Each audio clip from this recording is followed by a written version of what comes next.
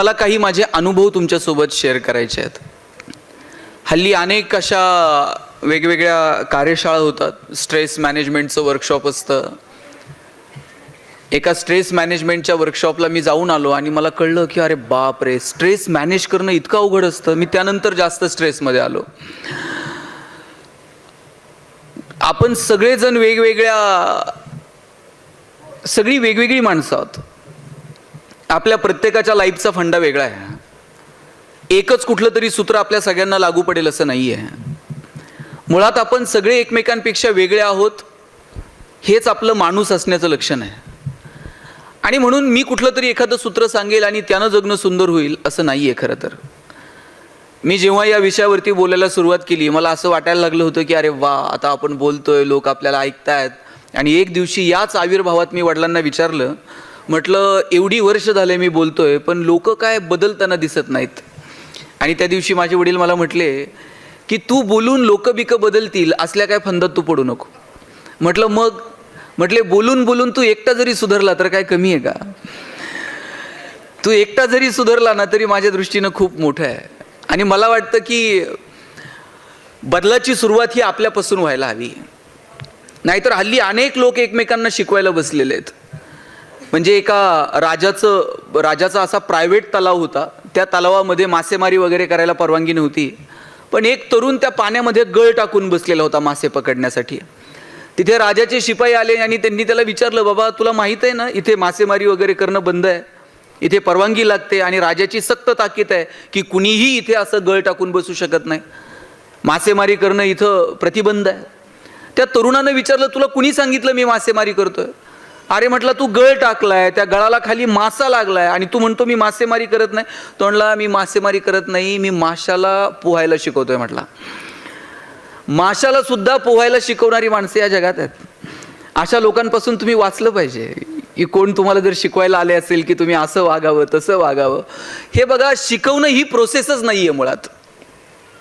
कुणी जर म्हणत असेल की मी ह्याला हे शिकवलं, कुणीही कुणाला शिकवू शकत नाही. लक्षात घ्या, माणसं आपोआप शिकतात. फक्त शिकण्यासाठी पोषक वातावरण निर्माण करणं मला वाटतं ही तुमची माझी जबाबदारी आहे. एखादा शेतकरी म्हणतो हे आंब्याचं झाड मी वाढवलंय म्हणजे काय केलं? शेतकरी असा खोडात शिरतो आणि फांद्या फांद्यानं वाढत जातो का? असं नाही होत. खरं तर शेतकरी फक्त त्याला पोषक वातावरण निर्माण करतो, ते झाड आपोआप वाढतं. तसं पोषक वातावरण निर्माण करणं मला वाटतं ती आपली सगळ्यांची जबाबदारी आहे. शिकणार तर आपण आहोतच. आणि म्हणून मी तुम्हाला शिकवण्याच्या फंदात पडणार नाही. आणि माझी तुम्हा सगळ्यांना एक विनंती आहे, तुम्ही सुद्धा माझ्या हो मध्ये हो मिसळू नका. मी असं म्हटलं म्हणजे तेच खरं आहे, मी असं बोललो म्हणजे तेच बरोबर आहे, असं नाही आहे. आपण हुशार आहोत सगळेजण.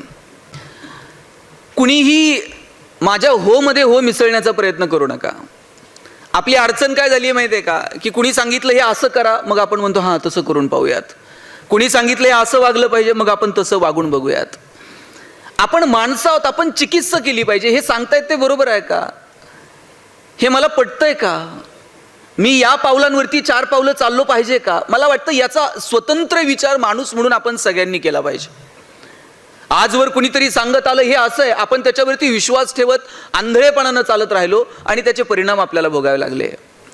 आपण सगळे एकमेकांपेक्षा वेगळे आहोत. आपल्या सगळ्यांचं जगणं वेगळं आहे. आणि म्हणून आपली चिकित्सा आपण करूयात, विचारांची चिकित्सा करूयात आणि मग ठरवूयात की आपल्याला कुठे चालायचं आहे ते. मी एक तुम्हाला गंमत सांगतो. मी ज्या कॉलनीमध्ये राहतो तिथे त्या बिल्डिंगमधून मी असा खाली उतरत होतो आणि खाली उतरताना ज्या लिफ्टमधनं मी खाली उतरलो त्या लिफ्टच्या बाहेर एक छोटंसं गार्डन आहे आणि त्या गार्डनमध्ये एक आजी बसलेली असायची. त्या आजीसोबत तिच्या 4-5 मैत्रिणी असायच्या. आणि एक दिवशी गडबडीत मी निघालेलो असताना मला त्या आजीनं प्रश्न विचारला, गणेश तू ते कपड्याचं दुकान सुरू केलंय ते बरं चाललंय ना रे? माझं कोणतंही कापडाचं दुकान नाही. पण आजीनं मला विचारलं, तुझं ते कापडाचं दुकान नीट चाललंय ना? मी काय करायला हवं होतं? मी तिथेच थांबायला हवं होतं आणि आजीला सांगायला हवं होतं की आजी माझं कोणतंही कापडाचं दुकान नाहीये, तुम्ही मला हे काय विचारताय? पण मी म्हटलं कुठं आजीच्या नादाला लागता. मी आजीच्या हो मध्ये हो मिसळला आणि आजीला म्हटलं आजी कापडाचं दुकान 1 नंबर चाललंय म्हटलं. दुसऱ्या दिवशी परत मी लिफ्टमधनं खाली उतरलो. आजी तिच्या मैत्रिणींसोबत तिथंच बसलेल्या होत्या आणि आजीनं मला परत विचारलं तू ते भांड्याचं दुकान सुरू केलंय. म्हटलं आजी 1 नंबर.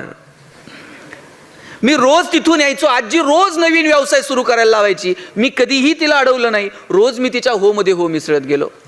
आजीने विचारलं तू ते चपलेचं दुकान सुरू केलंय बरं आहे ना बाबा. म्हटलं आजी खूप जोरात सुरू आहे.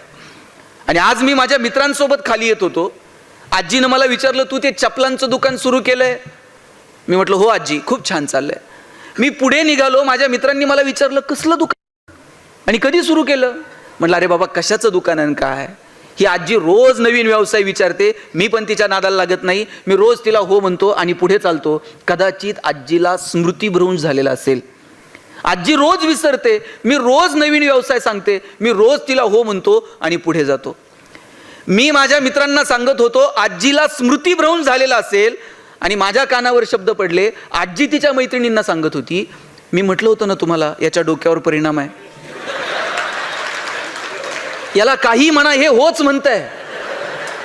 हे नाही कशालाच म्हणत नाही. तुम्ही उद्या बघा नवीन व्यवसाय विचारा हे म्हणताय 1 नंबर चाललेला. अडचण कुठे माहितीये का. आपण हो मध्ये हो मिसळतो आणि पुढे निघतो. आपण थोडंसं थांबूयात विचार करूयात. अरे बाबा आहे का. आपल्याला इतकी गडबड झालेली माहिती आहे. आपण सगळेजण गडबडीत आहोत. प्रचंड व्यस्त आहोत आणि या व्यस्ततेमध्ये अंतर्मनात डोकवायला संधी नाही. कुठे थांबायला वेळ नाही. आपण फक्त या धावपळीत आहोत. आणि म्हणून मला सांगायचं की कधीतरी थोडंसं अंतर्मनात डोकावून बघू आपल्या जगण्याचे संदर्भ काय आहेत. आपण जगतोय कशासाठी. आपल्याला नेमकं काय अपेक्षित आहे.